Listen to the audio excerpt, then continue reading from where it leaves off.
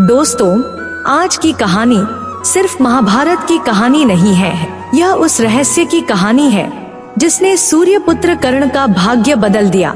वह रात जब गुरु द्रोण ने कर्ण को वह सच बताया जो वर्षों से उन्होंने अपने हृदय में छुपा कर रखा था, और उस सच को सुनकर कर्ण की आत्मा तक कांप उठा। तो दोस्तों, इस रहस्य को जानने के लिए वीडियो को अंत तक जरूर देखें और जाने कि मरने से पहले गुरु द्रोण ने कर्ण को कौन सा सच बताया जिसे सुनकर कर्ण कांप उठा। तो आइए दोस्तों, वीडियो शुरू करते हैं। महाभारत का 11वां दिन समाप्त हो चुका था। भीष्म पितामह अर्जुन के बाणों से घायल होकर बाणों की शैया पर लेटे हुए थे और कौरव सेना की जिम्मेदारी आचार्य द्रोण के कंधों पर आ गई थी। कौरव के शिविर में आचार्य द्रोण ध्यान में बैठे थे। तभी द्वारपाल धीरे से आया और बोला, आचार्य, अंगराज कर्ण आपसे मिलने की अनुमति चाहते हैं। आचार्य द्रोण ने अपनी आंखें खोली और बोले, अंगराज को सम्मान के साथ अंदर आने दो। कुछ ही पल में कर्ण शिविर में आए। उनके कवच पर धूल थी और मन में बेचैनी। वह गुरु द्रोण के चरण छुए और धीरे से बोले, आचार्य, शायद आपको आश्चर्य हो रहा होगा कि मैं इस समय आपके शिविर में क्यों आया हूँ, लेकिन आज मैं एक योद्धा बनकर नहीं, एक सवाल लेकर आया हूँ। मेरे मन में एक सवाल है जिसका जवाब मैं आपसे जानना चाहता हूँ।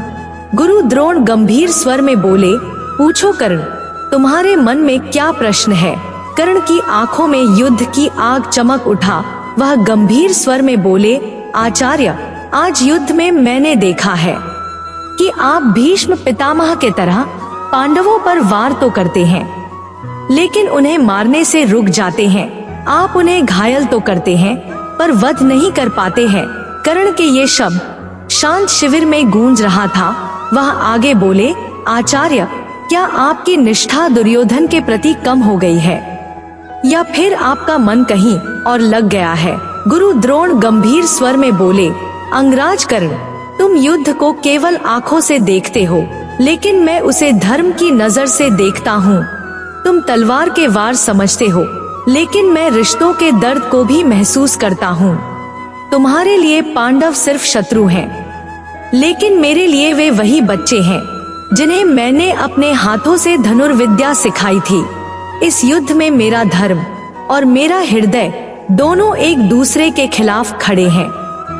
इतना कहकर गुरु द्रोण कुछ पल के लिए मौन हो गए, फिर धीरे से आगे बोले, अंगराज कर्ण, मैं केवल एक योद्धा नहीं हूँ, मैं एक ब्राह्मण हूँ और एक गुरु भी हूँ।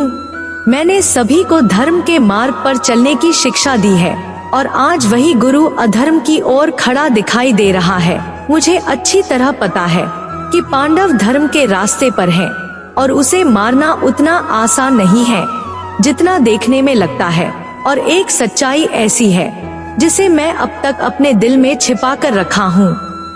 कर्ण चौंक कर बोले, आचार्य, आपने कौन सी सच्चाई छिपा कर रखी है?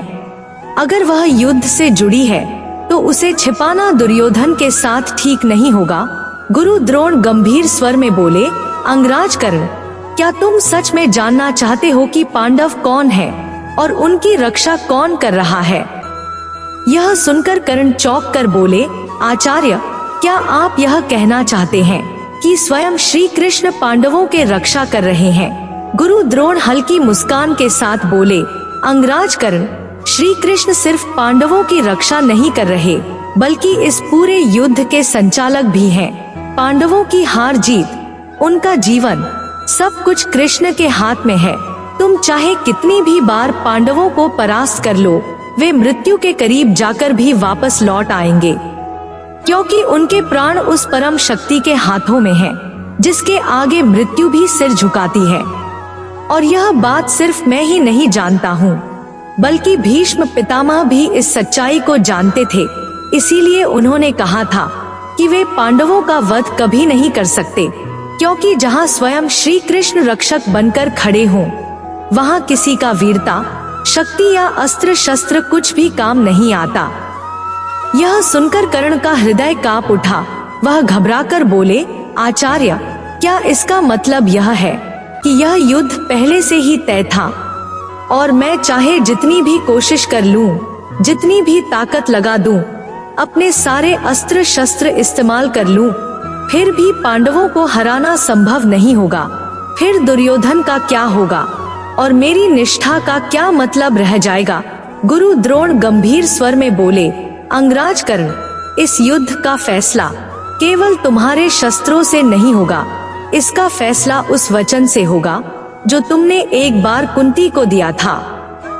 तुमने कुंती को वचन दिया था कि अर्जुन को छोड़कर तुम 4 पांडवों की रक्षा करोगे और अर्जुन का वध होते ही तुम युद्ध को समाप्त करवा दोगे। कर्ण स्तब्ध रह गए। उन्होंने धीरे से पूछा, गुरुवर, आपको यह सब पता है?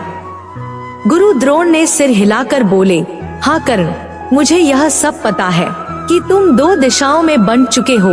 एक ओर दुर्योधन के प्रति तुम्हारी मित्रता है और दूसरी ओर पांडव जो तुम्हारे छोटे भाई है। इसी वजह से रणभूमि में तुम उनका वध नहीं कर पाते हो, घायल तो करते हो, पर तुम्हारा हाथ उस वचन से रुक जाता है जो तुमने अपनी माता कुंती को दिया था। कर्ण कांपते स्वर में बोले, आचार्य, क्या यही वचन दुर्योधन के हार का कारण बनेगा? गुरु द्रोण ने कर्ण की ओर देखकर बोले, सूर्यपुत्र, युद्ध का परिणाम तो कोई नहीं जानता। हार दुर्योधन का होगा या पांडवों का, यह समय ही बताएगा। पर इतना जान लो कर्ण, अंतिम क्षण में मनुष्य वही करता है जो उसके वचन, उसका धर्म और उसकी आत्मा उसे करने को कहती है। और तुम एक वचनबद्ध योद्धा हो। हर वचन की एक कीमत होती है और तुम्हें अपनी वचन का कीमत चुकाने के लिए तैयार रहना होगा। कर्ण कांपते स्वर में बोले, आचार्य, यदि यह सब सच है तो कल का दिन मेरे लिए अंतिम दिन होगा। या तो मैं अर्जुन का वध करके इस युद्ध को समाप्त कर दूंगा या फिर यह युद्ध मुझे ही समाप्त कर देगा। गुरु द्रोण कर्ण की ओर देखकर बोले, सूर्यपुत्र, कल का दिन सिर्फ युद्ध का दिन नहीं होगा बल्कि भाग्य का भी फैसला होगा।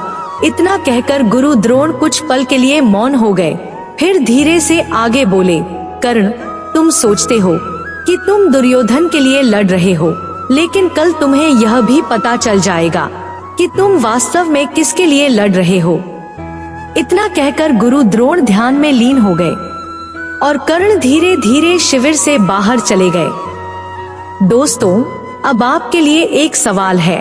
आपको क्या लगता है कि दुर्योधन की हार का असली कारण कर्ण का वह वचन था जो उन्होंने अपनी माता कुंती को दिया था?